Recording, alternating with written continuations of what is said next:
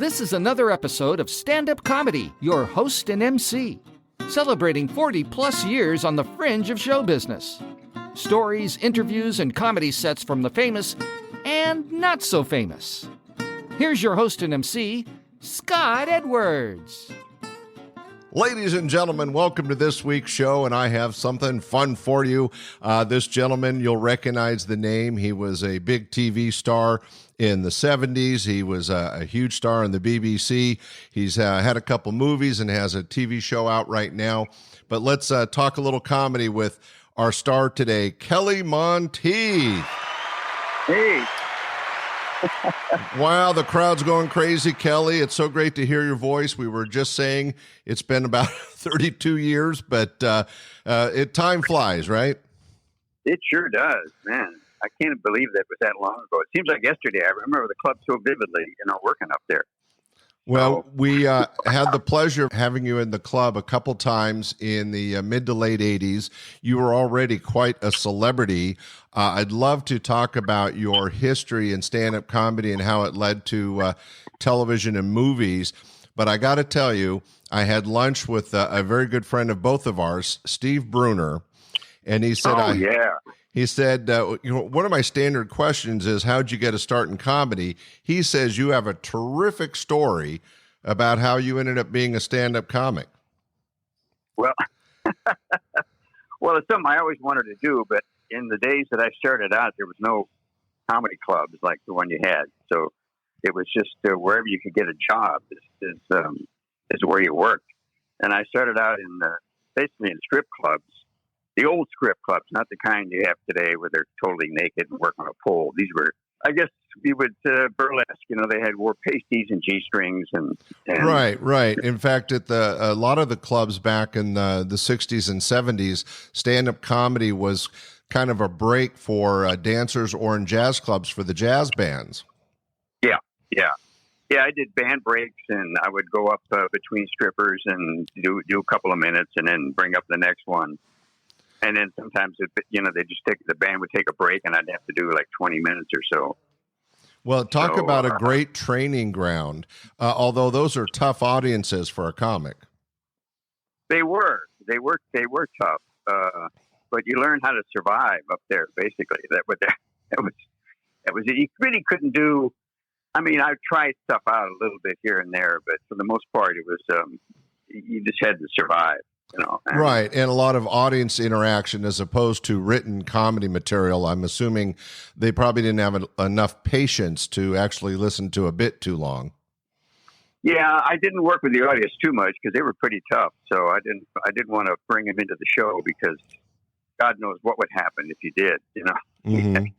You never knew. I had one time a guy came up on stage, was going to punch me, and I had to deal with that. I didn't know until later. One of the waitresses told me, she said, that guy was coming up on stage to punch you, but I guess he chickened out. Well, lucky for him or lucky for you, who knows, right? Yeah.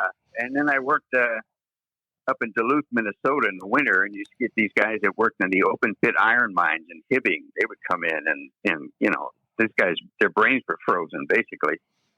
So I had to deal with those guys, and they would greet me with not too thrilling. I don't know what I can say on your show. Oh no, you could say whatever. It's a podcast that goes out. So the point was that the audiences, unlike the comedy clubs of my day, since the 1980s, actually it started a little bit in the late 70s, where people were going to the club to hear comedy. So there was an expectation of the entertainment. You were cutting your teeth. You're slightly older than me. You were cutting your teeth in the 70s when you were not the point of the entertainment. You were the break between the strippers and the bands. So the audience wasn't there to see or hear you. And so you would have to try to command their attention and command the stage, which is terribly difficult. Yeah. I had a lot of people walk out and people throw stuff at me, and the usual joyous time on the circuit. But yeah, it was a learning experience. Actually, I started out, it was in the late 60s, basically, so it was really a while ago. Well, you were actually working with your father before you got into comedy, right? No, I was working with, I started out in drama school, and then I started out working for a comedy team in Vegas in probably mid '60s. So I was around Vegas in those days, and I used to see all the guys like Shecky Green and Don Rickles when they were just they were big. Yeah, that'd be an amazing crowd to be around in the '60s. Oh yeah, I used to go and watch them just about every night, and I thought, God, I don't know if I'll ever be this good because those guys were so good. So basically, I started out from there. I started out in Florida in strip clubs through an agency that I worked with when I was part of a team. And he got out of the business, and I went on from there. So Steve Bruner was pulling my leg. He gave me a whole story about you and Phyllis Diller. Well, I did write some jokes for her. That was my intro into the team that I was writing for in Vegas. So, yeah, I did write some jokes for her, but only once. Only one time did I do that. And based on that sale, that's how I started out. That's how I got to Vegas, working for this comedy team. Then I stuck around there for, almost a year, I guess. And I don't think I saw the sun in that whole time. Well, I mean, just interacting with people like Shecky Green and Phyllis Diller in those days, even if just their being around them rubbed off on you a little, or in your case, writing a few jokes for Phyllis Diller, I mean, what a great opportunity to test the waters. Yeah, it was. And I got a chance to see everybody in Vegas, to just observe, like early Cosby, and I saw Carlin when he still wore a tie and a suit. Those were the days. Yeah, when he was opening, and I saw just about every comic you could probably think of in those days. And really learned a lot, just while watching them. But I knew the only way to learn comedy, to do comedy, you have to do it. You have to get up there and do it. So that's basically what impelled me to go to Florida and start out in this strip theater. And then I started working strip clubs from there. But I knew I had to get out of those.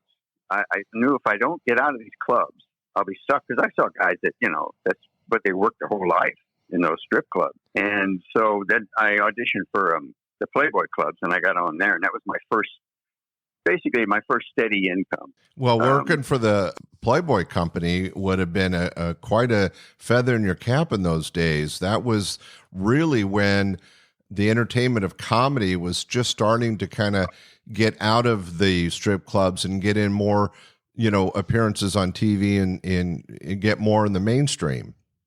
Right. Yeah. I mean, it's hard to say Playboy Club was mainstream, but it really was back then in the 60s. It was. And, it kind of gave you a chance to develop anonymously because they were private clubs, they were key clubs. So rarely did you get, occasionally you would get a review, and I got some pretty horrible ones. Haven't we all? Oh my God. Yeah, some terrible ones. And, but it was okay. You develop and you learn and, you kind of develop your own style and your own way of going. Did you get I was just going to interrupt and say, did you get a chance to meet Hugh Hefner? I never did. Interesting. Never once did I. Yeah, never met him. I was at the house once in Chicago, the mansion there, but I never met him. He was out of town or, fiddling around with somebody, I guess. Well, probably one of his other mansions. He had them all over the world. He did. Yeah, and he had that plane, that private plane with the bunny on the tail. And yeah, but those clubs were, I know Steve Martin thought they were soul destroying, but for me, they were, a place to kind of develop and mature a little bit. And not to mention that it was the first steady paycheck I had in the entire time I was in show business. So, well, and it is important in comedy and in show business when you get that first steady check, because much like commission sales, the income of an entertainer, you have to really learn financial control and be able to bank money because you're flush or broke. There's no steady. Oh man, I remember being in Chicago in the winter before I went to Duluth, and I think I had like $30 left, and I didn't know what I was going to do. I went to every agent in Chicago, and I think I got an offer to be a Santa Claus. That was about the only offer that I got. well, you would have been a damn funny Santa Claus. Oh, I tell you. I thought, man, I don't want to. This is about the best I can do at this point. But then I got a job in Duluth, and it saved me. Otherwise, $30, I don't know what I was going to do. Yeah, that's a scary time. What's interesting, our relationship when you came to work for me was really post a lot of your success. Didn't you have your own show in about 1975, 76? I did. I had a summer show on CBS, which I kind of like to try and forget, but, it's unfortunate. It really wasn't, the people that wrote the show for me, they were all Carol Burnett writers. And I'm not obviously Carol Burnett, so the show was kind of designed like a Carol Burnett show. And it just didn't fit me. It wasn't, we did a musical number, and that's really not me. But yeah, that was kind of the standard in those days, more of a variety show as opposed to what later the very popular thing for comics to go into were sitcoms. But in the 60s and 70s, comics were contained in variety shows doing skits mostly, right? Right. Yeah, it was. And it was god awful, to be honest with you. Well, but that at least gave you a taste of show business, because I know that you took your experiences from the stage and that show in 1976 that gave you a great opportunity. I'm not sure what happened in between, but I know you ended up doing 6 years on the BBC, correct? Right. Because I had the idea for a show that I kind of wanted to do.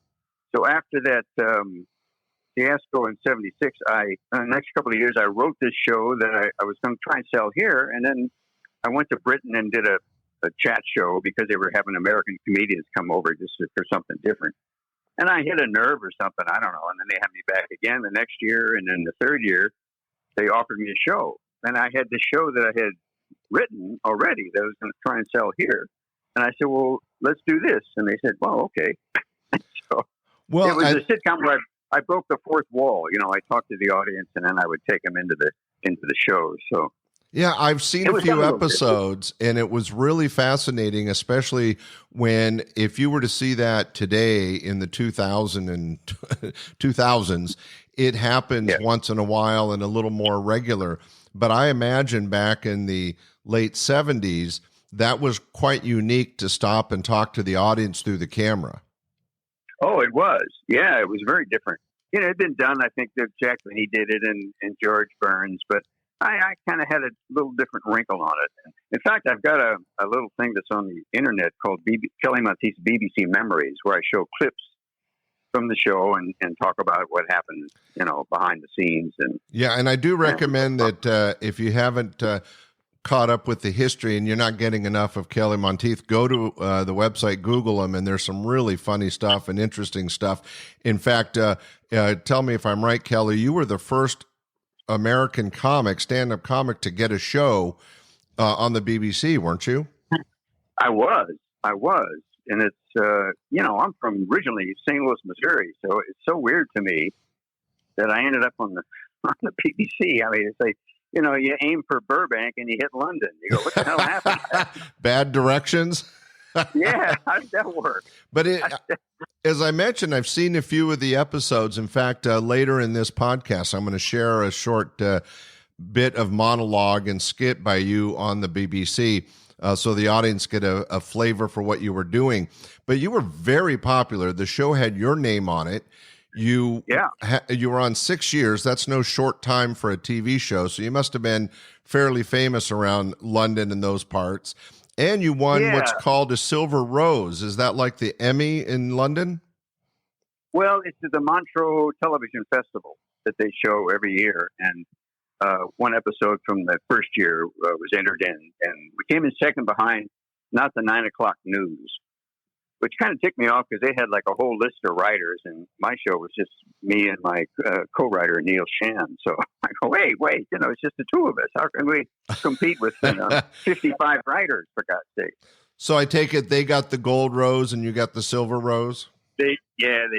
But, it was kind of cool to be, and the fact that the BBC would take on American comedians and represent them. Well, they were recognizing you and acknowledging your talent and your success. And considering it was the first year, that's really a great opportunity to build on. What was it like being a celebrity in England? it was very cool. It took a couple of years to get any kind of recognition, but hey, it was a great sort of recognition. I didn't have people chasing me down the street like the Beatles would, but I had cab drivers that would, call up, "Hey, Kelly," and you go, "Wow, hey, how are you?" Oh, and you that's get a nice cool. table at a restaurant, So yeah, it was very cool. Some of the trappings of being a star without any of the headaches. Very much so. Exactly. Very much so. And it was a very interesting period of my life, for 6 years over there. Well, I would just think going from, doing stand up at strip joints and casinos and ending up having your own show, not only out of your home country, but to have that kind of success in a whole nother country had to have been quite an experience. And as far as I know, very unique. I can't think of anybody else that's done that. Now, that must have opened some doors back here in the U.S., though, once you were established. Well, I did originally wanted to take the show and bring it back over here, but nobody was doing that kind of show as far as opening, breaking the fourth wall and all that. So I didn't get a chance to sell it back here as much as I wanted to. But yeah, you think it would have done well at the time? I think so. It was different. I think Shandling ended up doing a show like that on Showtime. Same kind of a thing where he broke the fourth wall and talked to the audience. Right. Very successfully. Yeah. Now, I know that after that in the 80s, and this was still before you worked for me, you did do a couple Tonight shows and you were getting some other guest spots here in America. Right. You were trying to reestablish yourself here, I'm assuming, once you left the BBC. Yeah, before I went to England, I did a lot of Tonight shows. With Johnny. You did? Even before? Oh, yeah. And then when he left, when I came back, he left. And all the guys I knew, like Leno and Letterman, and they wouldn't have me on. Really? Yeah. Well, I know Leno wasn't very good at putting comics on, but Letterman seemed to be a little more open. I'm surprised that you ran into that. They might have been a little envious of all your success. Yeah, I don't know. It was very strange. I did eventually do a couple of Lettermans, and I did a couple of Lenos in the early days before, when his show was kind of struggling in the beginning. Uh-huh. And then when he got really popular, then you're right. He didn't really put a lot of comics on. Well, I don't know why, but yeah. Now, somewhere around that time, you started doing stand-up again, and I know that I was able to book you a couple times into my main showroom in Old Sacramento. I don't know exactly what year because my memory's half shot as well, but we do remember having you and you doing very well. I'm sure that we booked you through an agency, and knowing your experience and success on the BBC, I bet we paid a pretty penny to get you. You said you kind of remember coming up and you worked with Andy Kindler, you remembered. I do. I remember he was the middle and I closed, and I do remember it. Yeah, in Old Sacramento. Yeah, it was a nice club. It was a good club that you had there. Well, thank you. I do remember it vividly. So. Yeah, and you had tons of people. I'm sure you had everybody in the business working up there at one time or another. Yeah, in the early 80s, we lucked out. We got people before they were really famous. Leno was one of them, Saget, Coulier, Carvey, Seinfeld, just name-dropping crazy. But getting Kelly Monteith was still something special. In fact, you might relate to this a little bit. Right before he passed, I actually had Graham Chapman in the club. Really? And for those that don't know, he was one of the stars of Monty Python, and who did movies and TV shows for years on the BBC. And he was one of our heroes, and we were able to get him in. He only worked for us the one time, and sadly, literally months later, he passed away. But it was fascinating listening to his stories as he hung out with the Rolling Stones or the Beatles. He came up in that 60s, 70s, 80s, but mostly 60s, 70s rock star time, and that's when Monty Python was rocking it at the BBC. So he was already a celebrity hanging with other celebrities, and just to sit and talk with him about those days was just fascinating. Oh, that's great. What did he do? Did he do stand-up? Did he do a stand-up? It wasn't stand-up per se. In fact, we actually had a few customers complain that they came out for a stand-up comedy show and they didn't get it. but he had put together about a 40-minute monologue sharing stories about Monty Python, getting the movie Holy Grail done, which wasn't easy. Some of the stories with other celebrities. We felt it was extremely entertaining. The majority of the audience found it entertaining, but there wasn't per se jokes. And I think that some people that came to a comedy club, kind of like we were talking about before, expecting to hear jokes and material, they weren't really ready for Graham Chapman talking about his days of yore. But we just loved it. It was an honor to work with him. I would love to see. I'm sure you must have had a lot of Monty Python fans come. I would love to have seen that. Oh yeah, and Megan, Well, we made a big deal out of it, just like we made a big deal out of you, Kelly. You were a big English star as far as Sacramento was concerned.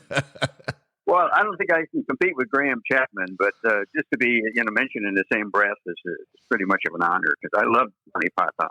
Oh yeah, we grew up with it and used to do some of the skits. We still can throw out stuff. It's amazing. Now, explain to me, without getting too detailed, but how did you transition from stand-up in comedy clubs in Vegas to doing the BBC show and your own show here in the U.S. briefly, getting back into stand-up? Was it kind of that to keep your legs in the water, to kind of stay fresh, comedically speaking? Yeah, and things had changed a lot when I came back from Britain. In that 7 years, as you well know, how the comedy scene exploded over here, and there was a whole crop of new guys and new women coming up, and that's actually one thing I like about the comedy today. Is the broadness of it, like the women and ethnic groups and all these different people coming into comedy and a whole different slant on things, which I really enjoy, to see. And I think it's great. It's great for comedy. Yeah. And I think that you're making the point that when you left, comedy was still a sideshow to other entertainment. And when you came back, we were kind of the rock and roll of the, what was hot in the 70s and rock and roll was hot in comedy in the 80s. Oh, it was, man. It was. You remember how many comedy shows were on TV? The stand-up shows. Yeah, I had a couple of them. Did you really? Yeah, just locally, but it was we had a short series with ABC and the NBC affiliate up here, and we did a 1-hour special once for Fox. But oh wow! But I didn't know that. But it was you had Evening at the Improv really got things going, but before too long there was 6 or 7 stand-up comedy shows. And then it was so interesting, Kelly, because we had to shift from saying, hey, come out and see stand-up comedy, you've never seen it live before, to transitioning our marketing to, yeah, you can see it on TV for free, but it's better live.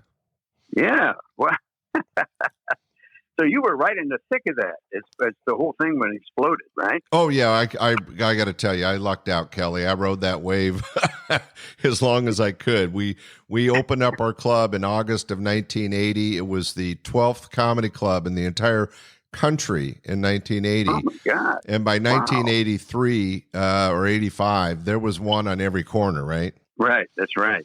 Yeah. It got crazy. It did explode. Yeah, it was crazy.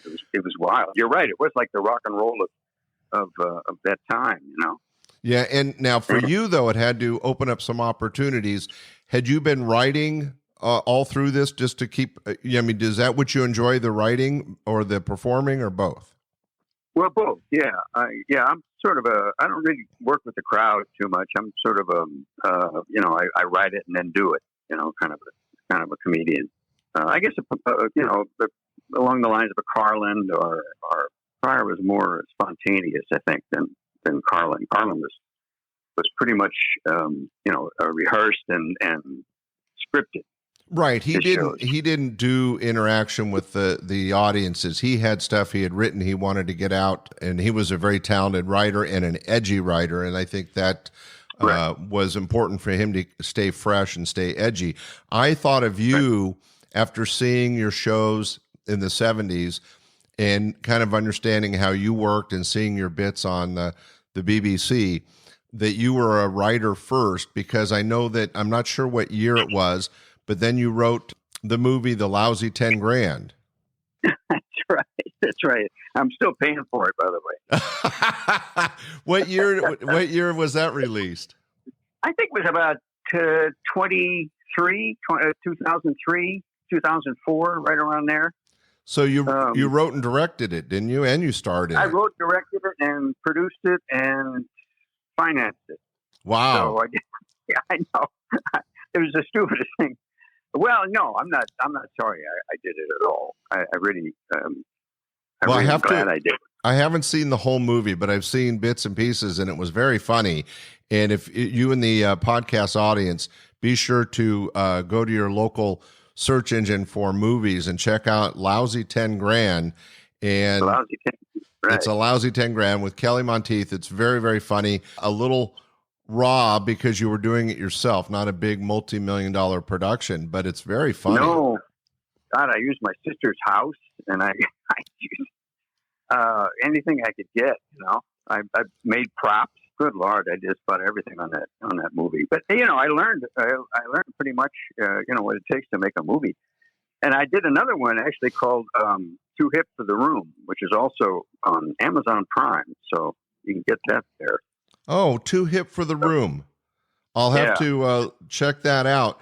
What's interesting is that with your television experience, did you make an attempt to write for TV let's say in the 90s, or were you? I didn't. You didn't? I didn't. I had a chance to, but I'm not a room comic. A lot of us guys that get in a room, the writer's room, right? And they all pitch and throw jokes. I'm not. I did that. Tried that once, and I'm not. That's not really my thing. So I work by myself mostly. But you were able to that led you to writing a movie. That's no small task. I mean, congratulations.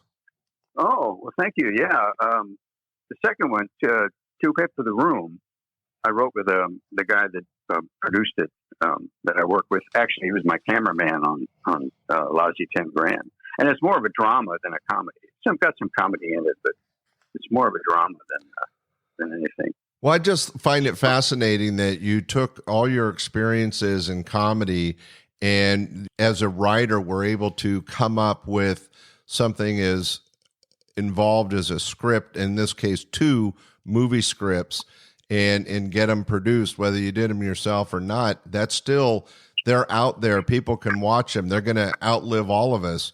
That's impressive. Something I always would have loved to have done and never took the risk you did. Yeah, I thought, I'm gonna do this, even if I have to do it myself, finance it myself. I'm just gonna. I didn't want to, be in a home someplace when I'm old and thinking, geez, I wish I'd have done that. So I thought I'm just gonna do it. So I did it, and there it is. And as I said, I'm still paying for it, but that's okay. Well, congratulations, though. I mean, from an artistic side and as a producer, which is the role I pretty much took on. I was doing the TV shows, concerts, and all the stage shows. I always wanted to do a movie and never really got the opportunity. I didn't take that risk. So for me, my hat's off to you, because that is quite an undertaking. And for those of you that think putting together a movie from scratch, meaning, getting the actors, doing the writing, shooting it, editing it, producing it, marketing it. I mean, you really, really have to be committed, and congratulations. I think that's awesome. And you did it twice. So that's amazing. Yeah. Hopefully there'll be a third time, but I've got this other show, the Geezer show. Well, I was leading up to that. I wanted to let the audience know that right now there's a show out that you're starring and you wrote again called The Geezers of Beverly Hills Adjacent. Yeah, The Real Geezers of Beverly Hills Adjacent. And I saw a couple episodes, and what's interesting is it's not a long format. They're short segments of a show that goes along a storyline. Right. Yeah, there's I think they're under 15 minutes. And, Duback is in it. He plays my accountant. So that's Bob Duback. We heard him on the podcast a little bit earlier. Very funny comic. And you bring it as similar to your movies. You are self-producing, right? Yeah, we are. My friend Paul Paul Boland is the director and editor, and it's a one-man kind of operation. I learned that actually in the BBC because if you go to television shows here in America, they have this huge crew and cast. They have producers and more producers and another producer and an associate producer. Over there, I had like 2 production assistants and a girl that ran the office and my producer director. That was it. And myself and Neil, who co-wrote the show, and we would cast it. And of course, we had costume people come in, but they worked for the BBC. Right, but I mean, what you're saying is it's a much simpler setup, and that's not only more affordable, but probably easier to get things done. It is. You don't need 50 people to do a show. I know there's a lot more complicated over here, but because you got a lot more people to deal with. I never had the network breathing down my throat, trying to tell me what I could say and what I couldn't. They never said anything. They never looked at the scripts at the BBC. They never did anything. Just go out and do what you do. Well, that kind of freedom though leads to some great comedic opportunity. That must be great. Now, for the geezers, the real geezers of Beverly Hills adjacent, tell the podcast audience what brought this about, because I found it interesting. In fact, my wife loved your scene about always driving with your turn signal on just to piss people off. Because it's so true, right? That's right.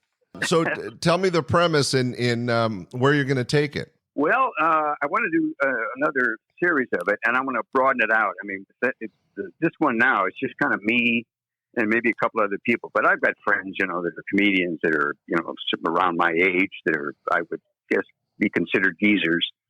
And I want to put them in it as well. So I've got some, I'm going to broaden out the storylines. Because there it was just me and trying to, date as an older guy. And I had a couple of disasters in that. And yeah, it was just, I just wanted to utilize my age, to a degree. Instead of, trying to get a part in a sitcom or something, I just thought I'd do this on my own. And, interact. My son's in it. So you got the other generation there. He's the millennial generation. Well, I thought it was really funny. And I thought it was admirable that you were able to not try to hide your age or what you were going through. You're really showcasing it in a comedic fashion. Right. For the podcast listeners, there's one scene where you're trying to look a little more hip and young, and you try on skinny jeans. And right. It was just hilarious seeing you roll around on the carpet, hour after hour trying to get them off after you couldn't get them on. Yeah, I know. Yeah. But it's so true. I mean, what's interesting is it's a real thing that when we're our age and you want to go out and feel young and active and date and stuff, these kinds of things cross your mind and happen, and you're able to not only write about it, but point out the absurdity and the comedy about it. Exactly. And, I'm older than you, obviously, but, as well as I do, as you get older, you don't feel inside. You don't feel like you're older. I don't feel like I'm an old guy. I feel like I'm 40 or 35 or whatever. Just the same kind of instinct in there and the same kind of impulses that I still have, so. Well, I think that comes across. I think you've done a good job writing, Kelly, because I think that you've hit the nail on the head in showing the audience through the real geezers of Beverly Hills what it's like to be older and yet feel and want to live younger. Right. And still do things, still create and still work. I'm no way I'm going to retire. I wouldn't know what the hell I would do if I retired. Yeah, me as well. I don't play golf. So what's left, Well, if you don't play golf, what's left is a lot of time. But yeah, that's true. Well, Kelly, you've had such an interesting career. Was there any good road stories you could share or anything that stands out that really helped determine your life as a stand-up comic and where you got, television shows and movies? Wow, there's so many. When I think back in the strip club days, I think those probably were. I remember I traveled for a while with a Puerto Rican stripper named Solito Lindo. I'll never forget that. She was crazy as hell. Well, you'd have to be. Yeah, you would. And then I remember driving home to a stripper and a cocktail waitress who got in a fight in my car, a fist fight. I was driving them. A cocktail waitress and a stripper were in your car. You were what, giving them a ride, and they decided to go off on each other? That's right. I was giving them a ride home. They lived in Middletown between Cincinnati and Dayton, and I was working in Dayton at a place called the Way Out Lounge with a girl that came out, and all she did was shake her tits to Cozy Cole's Topsy Part 1. Remember that record from the 50s? Well, now I'm visualizing it. Oh, it was, now her tits must be down to her ankles by now because the way she shook them, she must have destroyed her boobs couldn't have held up, huh? They couldn't have. No way in the world. But the crowd would go crazy. They thought it was the greatest thing that ever. All guys, they're hey, look at this. She's taking her tits back and forth. That's it. That's all she did. Oh, geez, that's funny. And I remember those two girls got in a fight. What were they fighting about? Well, we had gone to a party at the owner's house after the club closed, and I guess one girl was pissed off because she said something that offended her, offended the other one, and about the boss, and she put something in jeopardy. And I really didn't figure out what it was, but they started. One was in the back seat, one was in front, and they started wailing at each other. And you're driving. That's got to be awkward. I'm driving. It's rainy, and I'm on this interstate. And I finally got serious, and I pulled over, and I told him to get out and open the door, and the girl fell out into the mud on her back. And then I said, get in, I'll take it. And she said, no, I'm walking. So she walks across the interstate. This is like 4 a.m. Yikes. Raining, and there's still traffic. So the other girl was cowering in the back seat. So I drove over to the gas station. It was on the other side of the interstate where she went to make a phone call. And I was looking up a phone call for a cab, and her ex-boyfriend happened to be driving by, this big guy. He came in and slammed me up against the wall. He was gonna kill me. Oh, did he think you were involved? Yeah, he thought I'd punched her or something or whatever, and worked her over. And this doesn't sound like a fun road story. It sounds like a scary event. Oh, it was horrible. And the other girl jumped in front of me, between him and me, and pulled out a knife and said he didn't do anything. And then she tried to explain what happened. So the guy takes the girl into the bay out there by the gas station and beat her up. Oh, you're kidding. No.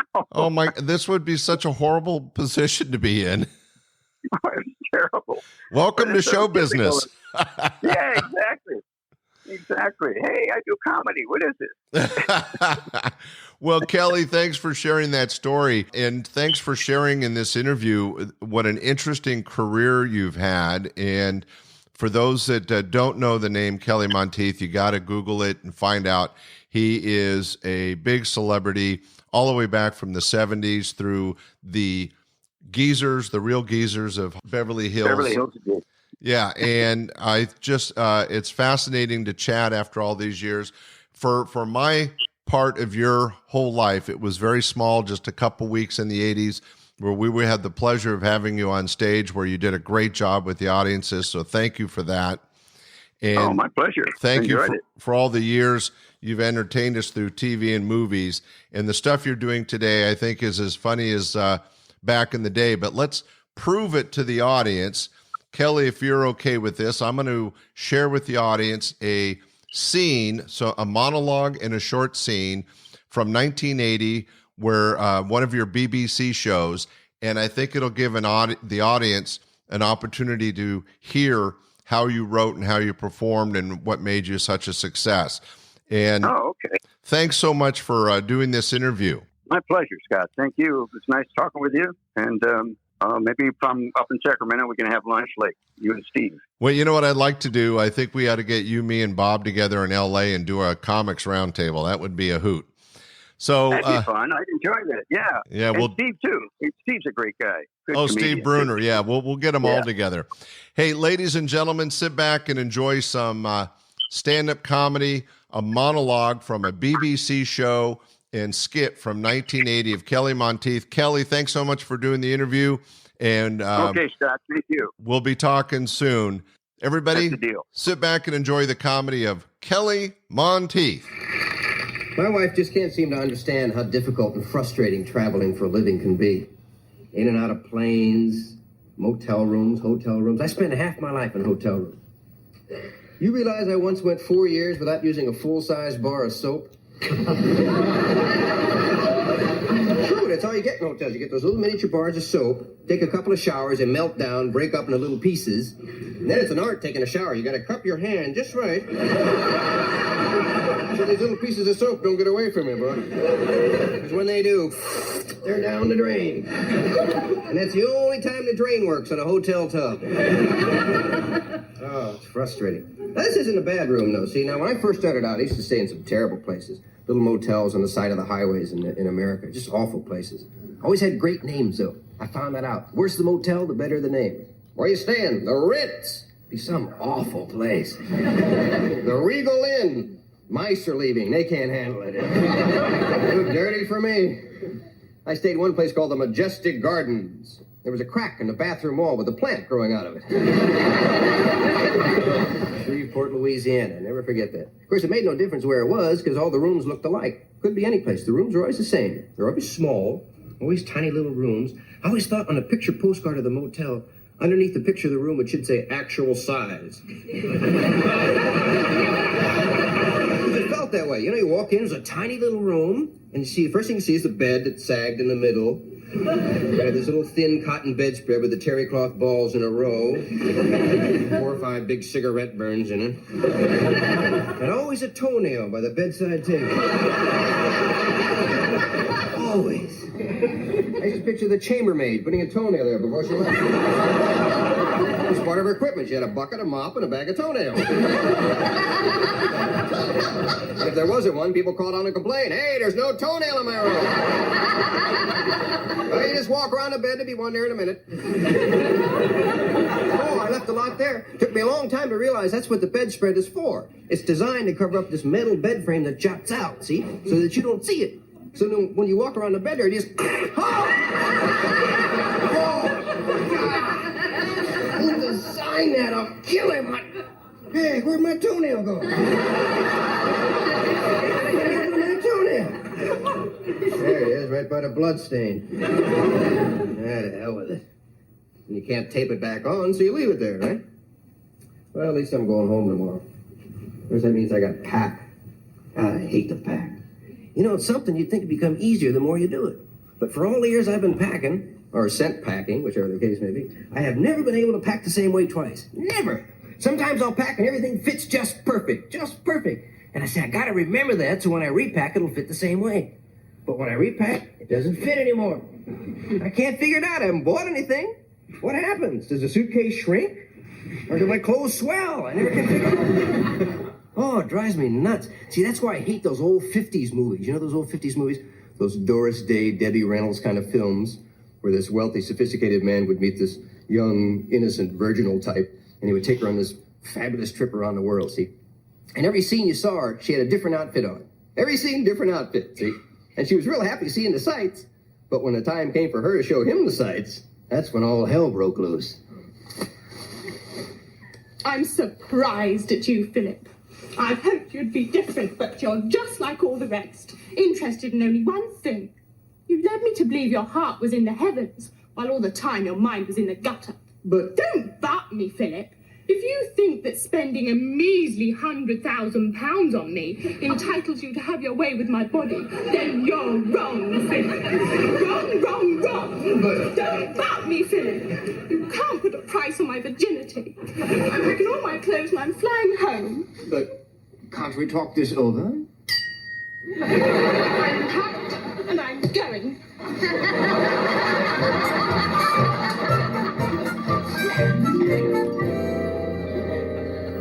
Wow, look at that. One suitcase. 34 dresses, 117 pair of shoes, 16 hats, 2 fur coats, handkerchiefs, handbags, underwear, scarves, makeup, and 29 matching chastity belts. All stuffed into one lousy suitcase. Who are they kidding? I mean, look at this.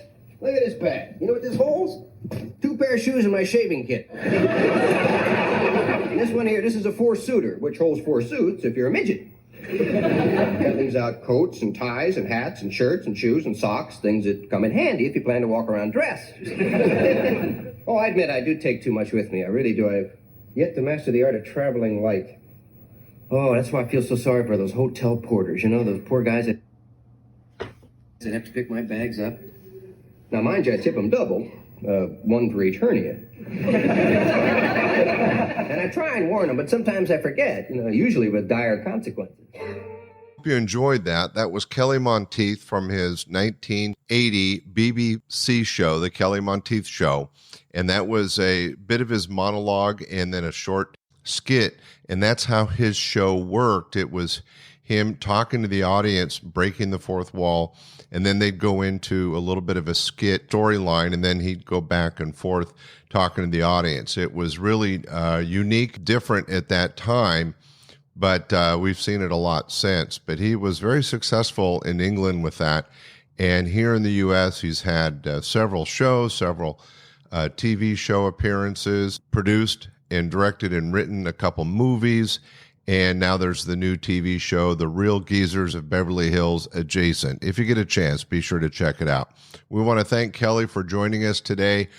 We know you enjoy listening to the podcast. Thank you so much. We'll have another new show next Sunday. Bye. We hope you enjoyed this episode of Stand-Up Comedy, your host and MC. For information on the show, merchandise, and our sponsors, or to send comments to Scott, visit our website at www.standupyourhostandmc.com.